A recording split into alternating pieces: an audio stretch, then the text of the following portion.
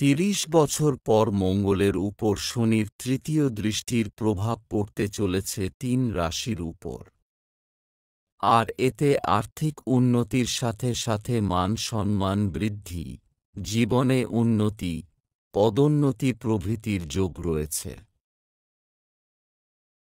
মেষ রাশির জাতক জাতিকাদের জন্য শনির মঙ্গলের তৃতীয় ঘরে চলাফেরা উন্নতির ঝড় তুলতে চলেছে। এতে আর্থিক উন্নতির যোগ দেখা যাচ্ছে। চাকরি ও ব্যবসায় সমান তালে উন্নতি হবে। মিথুন রাশির জাতক জাতিকাদের ক্ষেত্রেও এই মিলন শুভ বলে বিবেচিত হবে। কর্মক্ষেত্রে উন্নতির সম্ভাবনা রয়েছে। ইচ্ছা পূরণের যোগ রয়েছে। সাথে নতুন করে জীবন শুরু করতে পারেন। কন্যা রাশির জাতক জাতিকাদের ক্ষেত্রেও এই মিলন শুভ হতে চলেছে। লাভের যোগ রয়েছে। সৌভাগ্য আসবে।